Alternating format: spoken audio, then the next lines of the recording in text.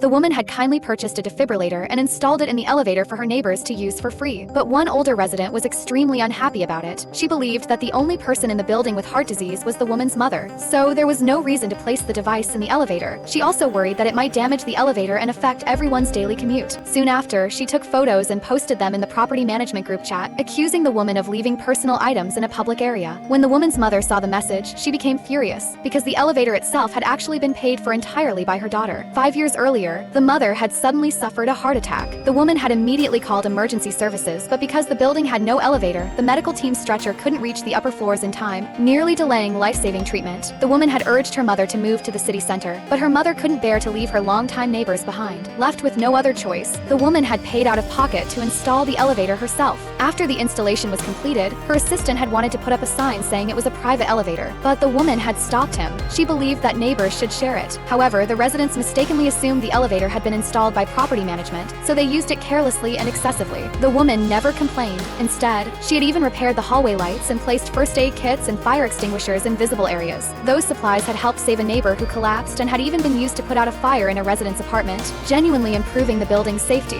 After the neighbors reported her, the woman had tried to explain the purpose of the defibrillator, but most of the residents, led by the older woman, had already gone to the property management office to continue filing complaints. They accused her of violating building regulations. When the property manager realized that the residents didn't know the elevator had been privately funded by the woman, he became greedy. He wanted to use the situation to force her out and claim ownership of the elevator for himself. Soon, the manager arrived at the woman's apartment with a group of residents. The older woman acted arrogantly and even threw the defibrillator onto the floor. The manager then handed the woman a fine notice, claiming she had been reported 10 times in one day and owed a $2,000 penalty. The neighbors' accusations became increasingly vicious, and some even insulted the woman's mother personally. Completely enraged, the woman immediately decided to move out. She began packing up all her belongings while the neighbors mocked her sarcastically, believing all her efforts had been meaningless. What they didn't realize was that, after they went upstairs, a construction crew had already gathered outside the building. When midnight arrived, the assistant shut down the elevator. The woman's command, the elevator that had served the building for 5 years, was completely dismantled. The next morning, the residents waited for the elevator as usual, but the moment the doors opened, everyone was stunned. The elevator had been reduced to nothing but an empty shell, and from that day on, they had no choice but to use the stairs.